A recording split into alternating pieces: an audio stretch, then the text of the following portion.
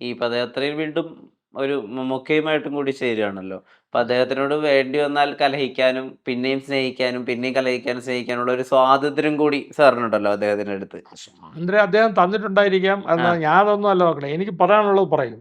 ആ. അതേസമയം അദ്ദേഹത്തിനോടുള്ള ഞാൻ കടപ്പെട്ട ആളാണ്. അതെ, അതെ, അതെ. ആ കടപ്പാട് ഞാൻ സൂക്ഷിക്കുകയും ചെയ്യും. പക്ഷേ അഭിപ്രായം പറയാൻ അങ്ങേരുടെ അനുവാദമൊന്നും എനിക്ക് ആവശ്യമില്ല. അത് പറയും, നാളെയും പറയും. ആ. എനിക്ക് അനാവശ്യമായ കൈമണി അടിച്ച് നിൽക്കുന്ന പരിപാടി എനിക്കില്ല. ഞാൻ പറയാനുള്ളതും എൻ്റെ സ്നേഹമാണ്. കലർപ്പില്ല. അങ്ങേരുടെ കലർപ്പില്ല. അങ്ങേരെ ഞാൻ ഒരു കാലഘട്ടത്തിലും അങ്ങേരെ എനിക്കൊരു എന്താ പറയണ എനിക്ക് എന്നിലെപ്പോഴും ഒരു കുളിർ തെന്നലായി വീശിക്കൊണ്ടിരിക്കുന്ന ഒരാളാണ് അദ്ദേഹം. അദ്ദേഹത്തെ നമിക്കാനേ എനിക്ക് കഴിയുള്ളൂ. ആ കൂറ് എപ്പോഴും ഉണ്ടായിരിക്കും. ആ കൂറുണ്ട്. ആ ശീതളം ചായ ഞാൻ ഏറ്റുവാങ്ങുന്നവനാണെന്നുള്ള ബോധവും ഉള്ളതുകൊണ്ട് ഞാൻ എല്ലാ വിധത്തിലും ഇങ്ങനെ ഈ അവസരവാദിയായിട്ടും അത് മറ്റേ സേവപിടുത്തക്കാരനായിട്ടും നിൽക്കുമെന്ന് പറഞ്ഞാൽ കിട്ടില്ല. ഞാനാണ്. ആ ഫൈറ്റിംഗ് ഫോഴ്സിൽ വളർന്ന ഒരു ബാക്ക്ഗ്രൗണ്ട് ഉള്ളവരാണ് ഞാൻ.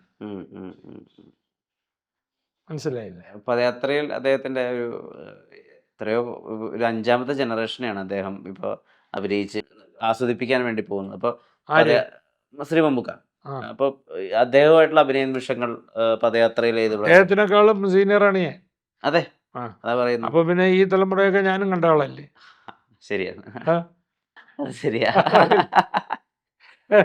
ഞാൻ ഹീറോ ആയിട്ട് അഭിനയിക്കുമ്പോഴത്തേക്ക് അഭിനയിക്കാൻ വന്ന ആളാണ്.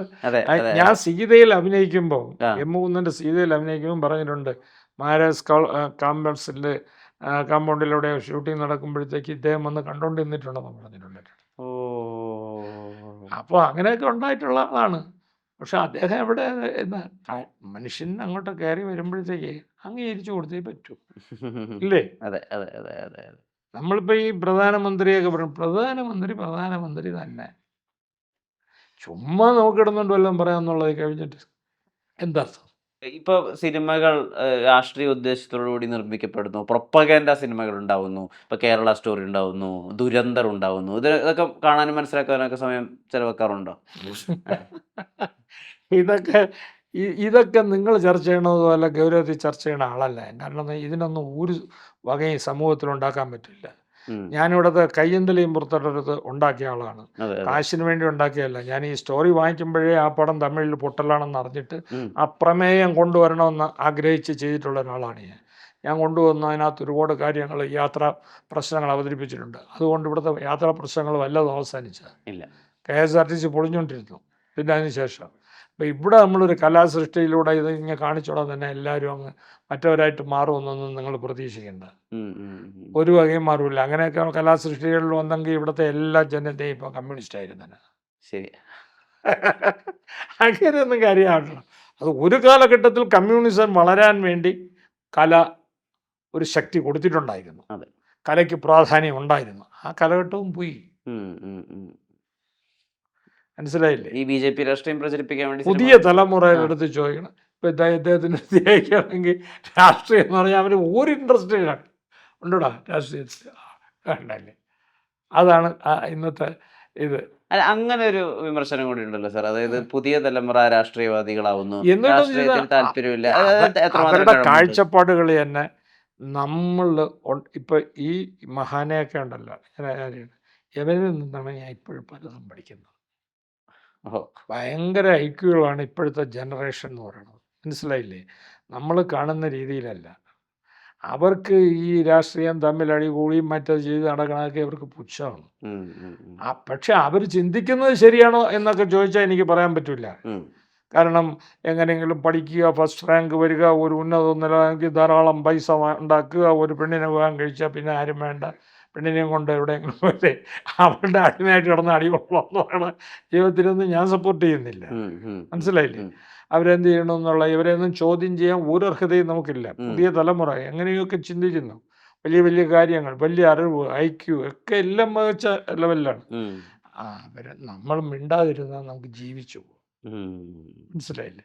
ഇല്ലെങ്കിൽ ഇവരുടെ അടുത്ത് കൊത്തി വലിച്ചെടുത്തത് എനിക്ക് എന്തറിയാമെന്ന് പറഞ്ഞ് കേട്ട് ഒന്നും മിണ്ടായിരിക്കാനേ ഉള്ളൂ. അങ്ങനെയാണ് ഇന്നത്തെ പോക്ക്. നമ്മുടെ എല്ലാ മൂല്യങ്ങളെയും ചവിട്ടി മതിക്കുകയാണ്. എതിർക്കാൻ ആരെങ്കിലും ചെന്ന ഈ സ്ത്രീ സ്വാതന്ത്ര്യം ഇവിടെ ഉണ്ടാക്കി കൊടുത്തിട്ട് ചുമ്മാ എത്ര പേര് ആത്മഹത്യ ചെയ്യേണ്ടി വരുന്നു, പോലീസ് സ്റ്റേഷനിൽ കയറേണ്ടി വരുന്നു. ഇത് എന്തൊരു ലോകമാണ്? ആരെയും റോഡിലിട്ട് പെണ്ണുങ്ങൾക്ക് അടിക്കാൻ, ചീത്ത വിളിക്കാൻ, ഇതാണ് ആ ലോകം സൃഷ്ടിച്ചു കൊടുത്തിട്ട് പരിഷ്കാരം എന്നൊക്കെ പറഞ്ഞു. എനിക്ക് യോജിക്കാൻ കഴിയില്ല.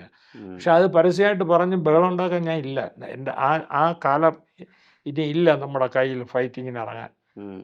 നമ്മള് ഈ പുരുഷ കമ്മീഷൻ ഉണ്ടാക്കണം എന്നൊക്കെ പറഞ്ഞ് ചിലർ മറുപടി കൂട്ടുന്നു. അല്ല, ഇതിങ്ങനെ വരുമ്പോ എതിര് പിടിച്ചു നിൽക്കണ്ടേ? അവരും ഉണ്ടാവുമല്ലോ. പുരുഷന്മാരുടെ ശല്യം സഹിക്കാൻ വയ്യാതെയല്ലേ വനിതാ കമ്മീഷൻ ഉണ്ടായത്, അല്ല വനിതയ്ക്ക് കമ്മീഷൻ. അവരെ ശല്യം സഹിക്കാൻ വയ്യാതെ ആകുമ്പോ ഇവരുടെ കമ്മീഷൻ ഉണ്ടാവും.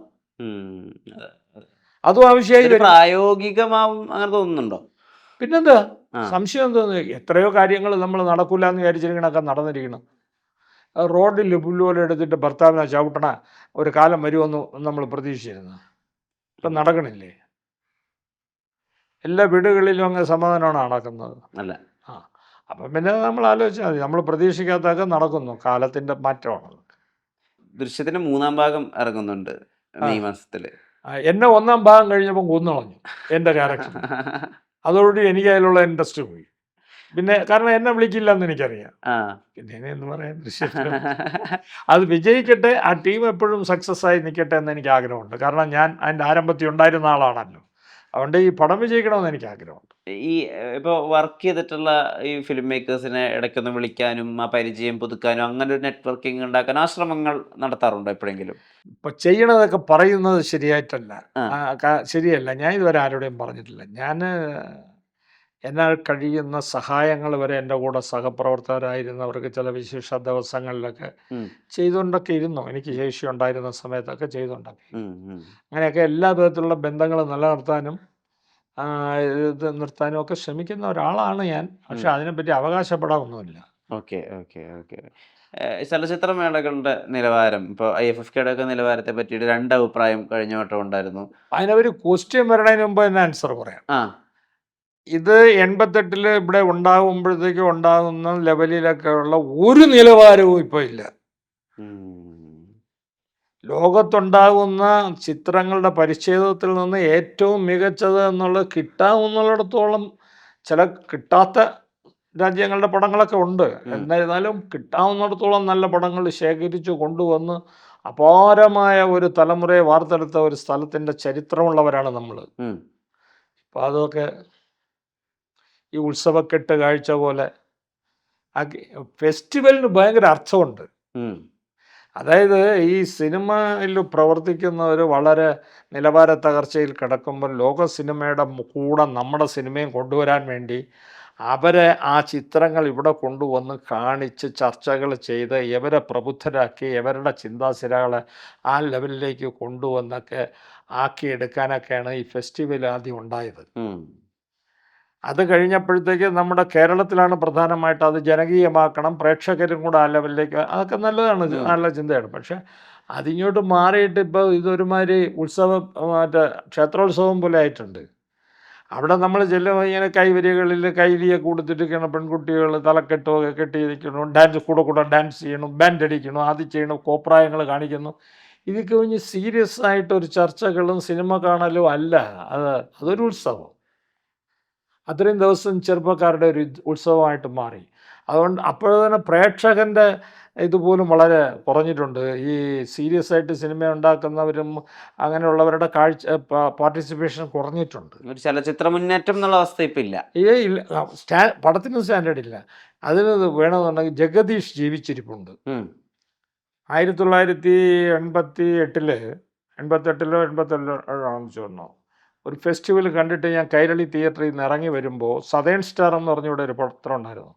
അപ്പോൾ ഞങ്ങൾ സമകാലികരായിരുന്ന അതിൻ്റെ പത്രാധിപർ സതേൺ സ്റ്റാർ രാജേന്ദ്രനും ജഗദീഷും കൂടെ ഇങ്ങനെ എൻ്റെ വരാന്തയിൽ നിൽക്കുകയാണ്.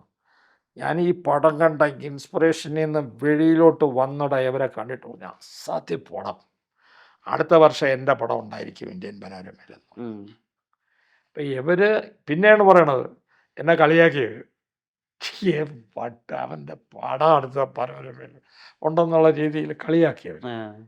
പക്ഷെ സത്യത്തിൽ അപ്പോഴെൻ്റെ കഥയില്ല, പ്രൊഡ്യൂസറില്ല, ഒന്നുമില്ല. എൻ്റെ ഈ വാക്കങ്ങ് വീണു.